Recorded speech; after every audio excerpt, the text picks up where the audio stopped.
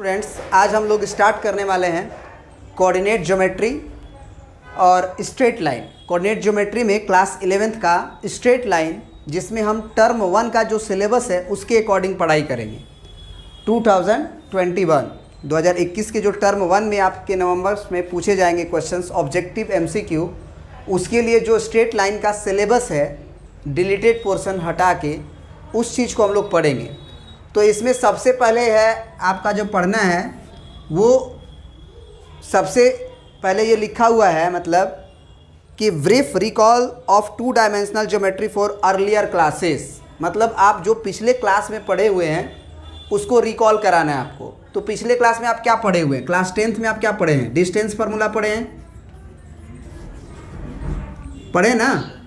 और क्या पढ़े हैं? सेक्शन फार्मूला पढ़े हैं। तो सेक्शन फार्मूला, डिस्टेंस फार्मूला और आपका मिड पॉइंट फार्मूला पढ़े होंगे। सेक्शन फार्मूला में मिड पॉइंट फार्मूला पढ़े ना, x1 + x2/2। तो सारा चीज़ एक बार सिलेबस के बारे में हम लोग चर्चा कर देते हैं। उसके बाद एरिया ऑफ ट्रायंगल का फार्मूला पढ़े हैं पिछले क्लास में। सेंट्रोइड के बारे में पढ़े हैं। हाँ, तो ये आप पिछले क्लास में पढ़ चुके हैं क्लास 10th में। Distance formula, section formula, mid point formula, area of triangle, centroid, इसके बारे में आपको रिकॉल कराना था, मतलब हम पढ़ाएंगे आपको। फिर इसके बाद आप आ जाइए, तो अब आपको पढ़ना है स्लोप। क्या पढ़ना है? स्लोप। और स्लोप पढ़ना है एक लाइन का, स्लोप ऑफ अ लाइन। फिर 2 लाइन के बीच में 2 लाइन का इक्वेशन दिया रहेगा, उसके बीच में जो एंगल बनता है, एक्यूट एंगल और ऑब्ट्यूज एंगल, इन दोनों एंगल के वैल्यूज़ को निकालने हमें सीखना है। ठीक है। फिर आगे लिखा है various form of equation of a line. मतलब आगे पढ़ना है, स्लोप पढ़ लिए, एंगल्स बिटवीन लाइंस पढ़ लिए, उसके बाद हमें पढ़ना है various form of a line, equation of line. जैसे कि कोऑर्डिनेट में हमारा x एक्सिस के पैरेलल कोई लाइन होता है, उसका इक्वेशन पढ़ना है। y एक्सिस के पैरेलल कोई लाइन होता है, उसका इक्वेशन पढ़ना है। फिर आपका स्लोप पॉइंट फॉर्म पढ़ना है, जैसे y = mx + c होता है, स्लोप पॉइंट फॉर्म। फिर 2 पॉइंट फॉर्म पढ़ना है, मतलब various form of straight line पढ़ना है। कहाँ तक? तो उसका नामकरण हम बोल देते हैं। पहला है आपका पॉइंट स्लोप फॉर्म, ये पढ़ना है। स्लोप इंटरसेप्ट फॉर्म, ये पढ़ना है।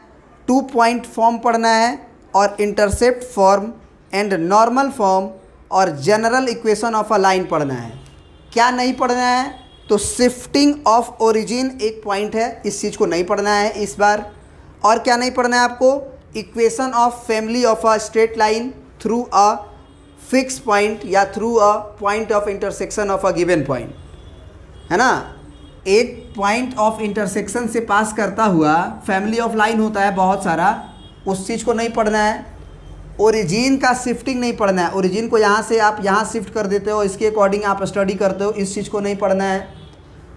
और एक चीज़ पढ़ना है, क्या? तो एक पॉइंट से एक स्ट्रेट लाइन के ऊपर परपेंडिकुलर डिस्टेंस क्या होता है। एक पॉइंट आपको दिया रहेगा, कोऑर्डिनेट दिया रहेगा x1 y1, और इस लाइन का इक्वेशन दिया रहेगा 2x + 3y + 7 = 0, और इस पॉइंट से इसके बीच का डिस्टेंस क्या होगा, ये पढ़ना है। तो इतना ही चीज़ पढ़ना है, ठीक है ना। तो चलिए अब हम लोग बारी बारी से थोड़ा सा आपको brief introduction, distance formula, section formula, mid point formula, direct formula और यूज करने का तरीका आपको बता देते हैं। उसके बाद हम लोग स्लोप से पढ़ेंगे, है ना। ये तो पिछले क्लास में ही हो गया, स्लोप से हमको पढ़ना है, ठीक है। तो इसमें हम लोग पहले इंट्रोडक्शन ले लेते हैं डिस्टेंस फार्मूला का, सेक्शन फार्मूला का, एंड सो ऑन, ठीक है। तो अब देखिए, सबसे पहले तो डिस्टेंस फार्मूला की बात आती है। तो डिस्टेंस फार्मूला में क्या होगा, आपको एक पॉइंट x1 y1 दिया रहेगा कहीं भी, और एक पॉइंट x2 y2 दिया रहेगा। तो आप डिस्टेंस फार्मूला पढ़ के आए हो, x2 - x1 का होल स्क्वायर + y2 - y1 का होल स्क्वायर का स्क्वायर रूट। या फिर आप यहाँ पे x1 - x2 का होल स्क्वायर भी कर सकते हो। आप x2 - x1 का होल स्क्वायर करो, चाहे x1 - x2 का होल स्क्वायर करो, बात एक ही है। क्यों बात एक ही है? क्योंकि a - b का होल स्क्वायर करो, चाहे बी माइनस ए का होल स्क्वायर करो, दोनों रिजल्ट सेम ही आता है, अलग नहीं हो सकता है। क्यों अलग नहीं हो सकता है? क्योंकि 2 का स्क्वायर और -2 का स्क्वायर सेम ही होता है ना। तो अगर ए में से बी घटाओगे तो ए ज़्यादा होगा तो बी कम होगा, तो ये पॉजिटिव रिजल्ट आएगा। आप बी में से ए घटाओगे तो नेगेटिव रिजल्ट आएगा। तो ड्यू टू स्क्वायर माइनस वाली क्वांटिटी भी प्लस हो जाती है। तो डिस्टेंस फार्मूला में बस यही याद रखना है कि x2 और x1 का घटाना है, डिफरेंस करना है, उसके बाद स्क्वायर करना है। y2 में से y1 को घटाना है, स्क्वायर करना है, वो डिस्टेंस फार्मूला उनके बीच की दूरी निकल जाएगी, ये जो दूरी है वो निकल जाएगी। दूसरा है हमारा सेक्शन फार्मूला, जो कि इंटरनल डिवीज़न के बारे में पढ़ रहे हैं। मतलब a एक पॉइंट है और b एक पॉइंट है, जिससे एक p पॉइंट x कोऑर्डिनेट है, जिसका y कोऑर्डिनेट है, वो p पॉइंट a और b को m/n रेशियो में बांट रहा है। तो ये x का कोऑर्डिनेट क्या होगा, y का कोऑर्डिनेट क्या होगा। आपको x1 a दिया रहेगा, b दिया रहेगा, तो आपको अगर ये m/n में बांटेगा तो आपको क्या याद रखना है कि ये जो x का कोऑर्डिनेट होगा उसमें m का गुना x2 में होगा, फिर n का गुना x1 में होगा, अब बाई m प्लस n होगा। y का कोऑर्डिनेट क्या होगा, m इंटू y2 होगा और n इंटू y1 होगा और m प्लस n होगा। ये फार्मूला याद करने से ये अच्छा है याद करना कि आप ऐसे याद रखो कि अगर ये m है रेशियो कांस्टेंट, तो इसका गुना इधर होता है, और ये n है इस रेशियो का गुना इधर होता है, दूर होता है। x निकालने के लिए इस m का गुना हम उधर करेंगे। जब x निकालेंगे तो x पे टिक कर दीजिएगा, सारा वर्क x पे होगा। तो x निकालेंगे तो इस m का गुना उधर के x2 में होगा, और इस n का गुना इधर के x1 में होगा, और बाई m प्लस n करेंगे। जब y निकालना होगा तो सारा कहानी y पे होगा, x का कोई यूज नहीं होगा। तो यही क्या करेंगे हम लोग, m का गुना दूर में करना है, ये इधर एरो जा रहा है तो my2 है ना, my2 ny1 और बाई m प्लस n। समझ में आया? अब अगर ये बात समझ में आया तो ये चीज़ आप हमें बताएं। अगर a का कोऑर्डिनेट हम x1 y1 कर दिए और b का कोऑर्डिनेट हम x2 y2 कर दिए, और ये पॉइंट हमारा λ:1 रेशियो में या k:1 रेशियो में बांट दिए, इसको k:1 रेशियो में बांट दिए, तो अब ज़रा p का कोऑर्डिनेट बताइए आप, p का x और y क्या होगा। p का x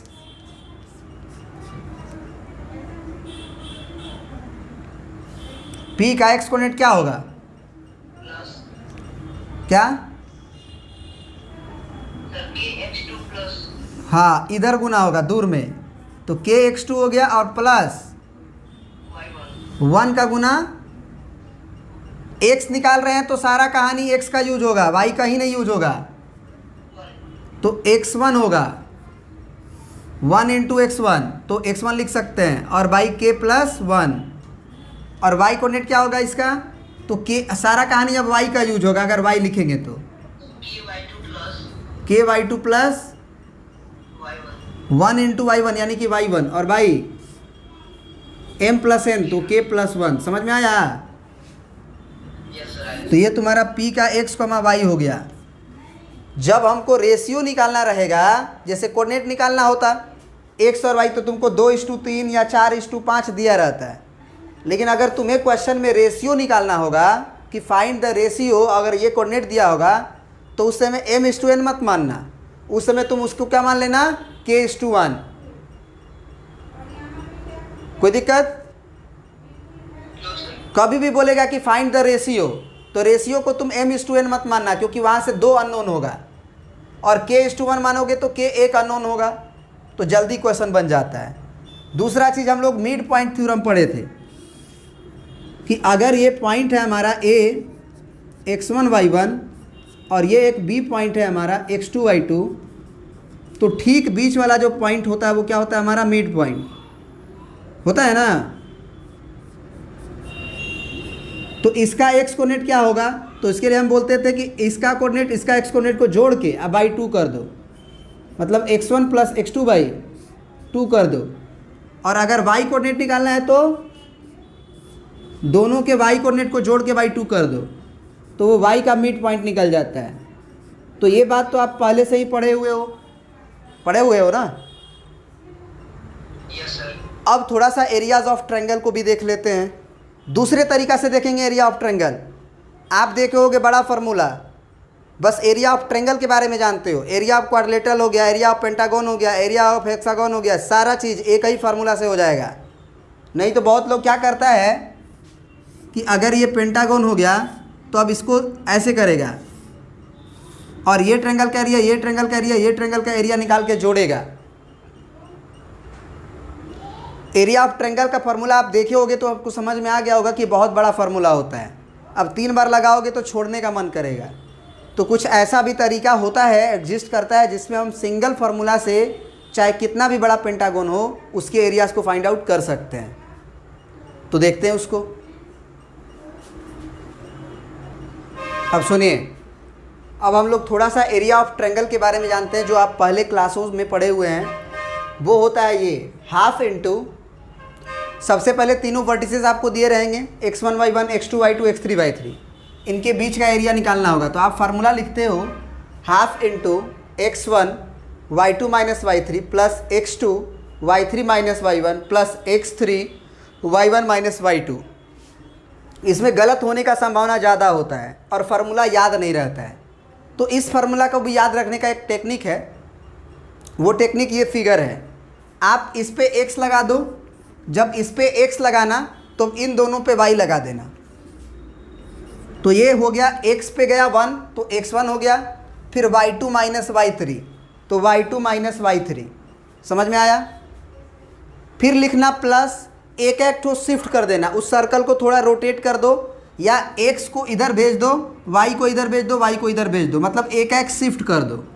यानी ये वाला x जो है क्या कर दो आप, एक एक शिफ्ट कर दो। मतलब ये वाला x यहाँ लगा दो, फिर यहाँ y लिख दो, यहाँ y लिख दो, तो ये x2 हो गया। तो x2 के बाद क्या होगा, y3 y1, तो y3 माइनस y1।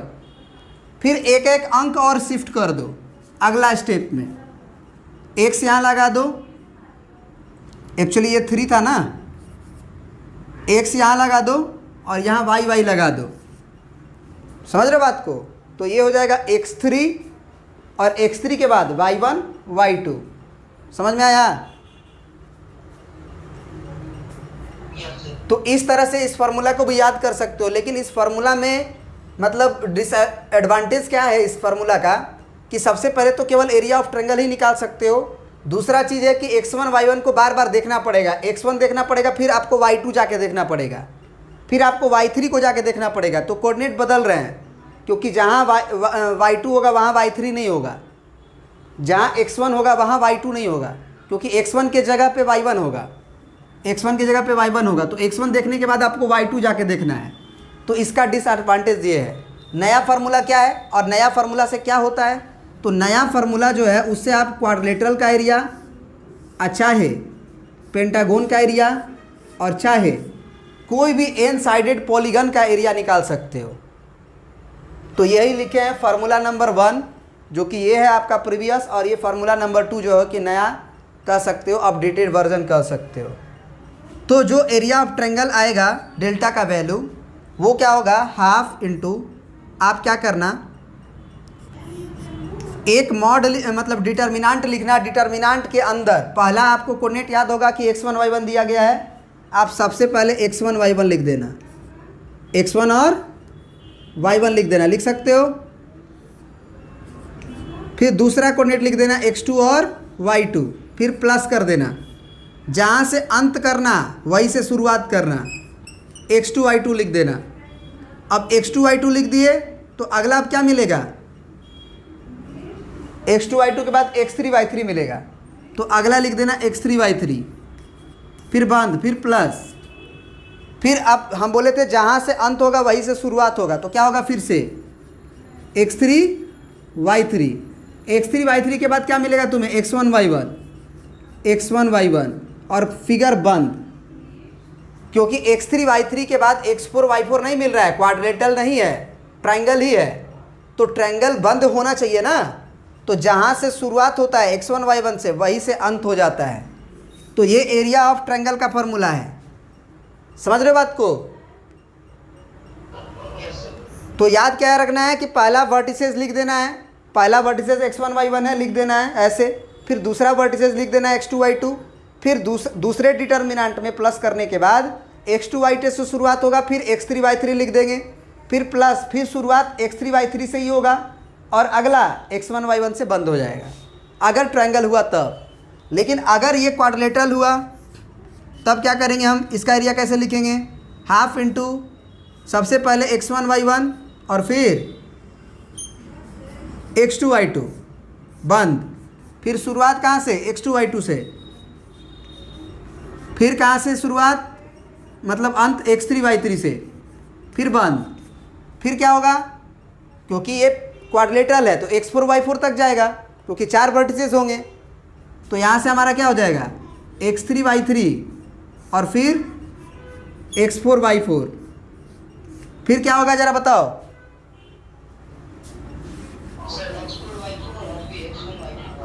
हाँ, क्योंकि हमें फिगर को बंद भी करना है, x4 y4 और x4 y4 के बाद पेंटागन तो है नहीं, पेंटागन होता तो एक और लिखते x5 y5, नहीं है तो फिर x1 y1 से बंद करेंगे। याद रखना इस फार्मूला में खासियत यह है कि जहाँ से वो शुरुआत करता है वहीं पे अंत हो जाता है ताकि फिगर क्लोज हो जाए। तो ये आपका क्वाड्रिलेटरल का एरिया हो जाएगा। बस एक बात का याद रखना ध्यान कि साइक्लिक होना चाहिए, यानी कि ए के बाद आप बी लिखो, बी का कोऑर्डिनेट बी के बाद सी का, सी के बाद डी का, या जो भी आपको क्वाड्रिलेटरल का एरिया पूछ रहा है उसमें वो सीक्वेंस मौजूद रहना चाहिए। ये नहीं कि आपको पेंटागन का मान लो एरिया निकालने के लिए दे दिया, पेंटागन का एरिया निकालने के लिए दे दिया मान लो, और आप ए के बाद बी लिखने की बजाय सी लिख रहे हो, यहाँ पे ए का वर्टिसेस x1 y1 और फिर डायरेक्ट x3 y3 लिख रहे हो। ऐसा नहीं है, लगातार लिखना है। समझ में आ गई बात। तो ये आपका एरियाज ऑफ ट्रायंगल या एरिया ऑफ क्वाड्रिलेटरल या एरिया ऑफ पेंटागन का फॉर्मूला है। अब एक बात आती है कोलिनियरिटी की, कि अगर 3 पॉइंट कोलिनियर होगा तो क्या होगा। तो अब बताओ कि 3 पॉइंट अगर x1 y1 और x2 y2 और x3 y3 अगर तीनों पॉइंट कोलिनियर होगा तो एक लाइन में आएगा, तभी ना कोलिनियर कहेंगे। तो तीनों पॉइंट अगर एक ही लाइन में आ गया तो क्या ट्रायंगल बना।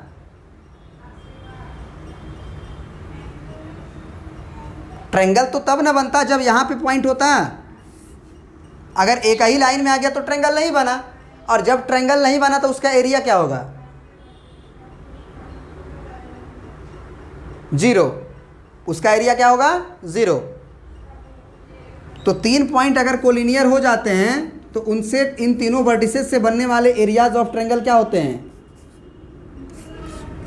0 हो जाते हैं। तो एरिया, अब यही कॉन्सेप्ट है कि if 3 point x1 y1 x2 y2 x3 y3 are collinear, then areas of triangle form by this vertices will be 0। मतलब एरिया ऑफ ट्रायंगल 0 होगा। तो वहाँ से तुमको k का वैल्यू निकालने के लिए बोल सकता है कि k का वैल्यू निकालो यदि एरिया ऑफ ट्रायंगल 0 है, या प्रूफ करो कि एरिया ऑफ ट्रायंगल 0 है। समझ गए बात को।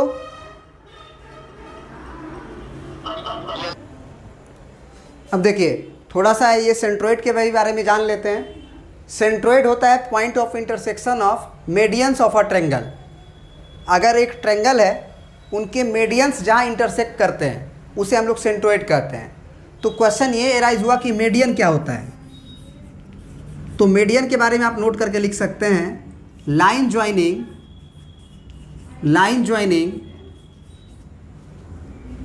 Vertices to mid point of opposite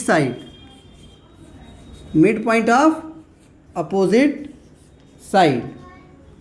मतलब कोई भी ट्रायंगल का जो मिड पॉइंट होता है साइड का, उसको वर्टिसेस से अगर आप ज्वाइन कर देते हो तो ये मीडियन कहलाता है। ये ट्रायंगल है हमारे पास, इस ट्रायंगल का ये मिड पॉइंट है, ये लंबाई बराबर, इसको ज्वाइन कर दिए, ये कहलाएगा मीडियन।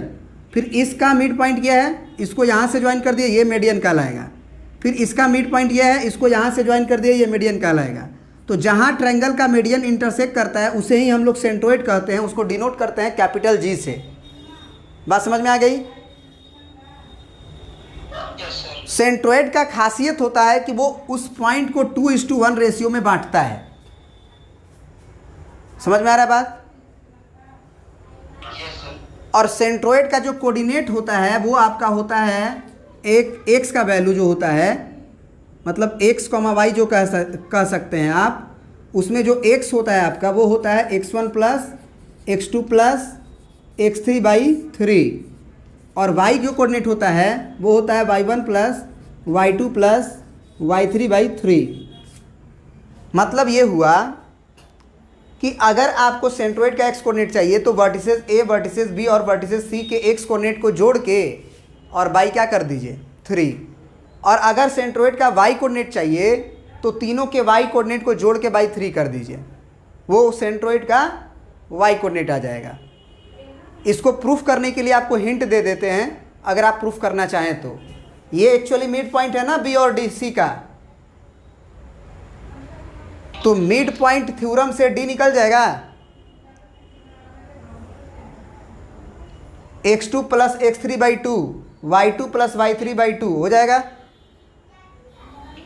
जब ये कोऑर्डिनेट निकल जाएगा और ए का कोऑर्डिनेट आपको x1 y1 मालूम है और ये 2:1 रेशियो मालूम है, तो रेशियो मालूम है तो अभी सेक्शन फार्मूला से 2 का गुना डी में और 1 का गुना ए में करेंगे, अब बाई 2 + 1 करेंगे, आ जाएगा। तो ये चीज़ें प्रूफ कर सकते हो, ठीक है ना। तो ये सेंट्रोइड की कहानी थी। वैसे अभी इन सेंटर भी है, एक्स सेंटर भी होते हैं, लेकिन उस सब चीज़ को हम नहीं पढ़ रहे हैं, इसमें इतना ही रहने देते हैं, क्योंकि अभी जो टर्म 1 का जो सिलेबस है उसके बारे में हम लोग रिकैप करके पढ़ रहे हैं, ठीक है। तो इस बात का ध्यान रखते हुए बस उतना ही पढ़ेंगे जितना हमारे इस बार सिलेबस में क्लास 11th के टर्म 1 में, ठीक है।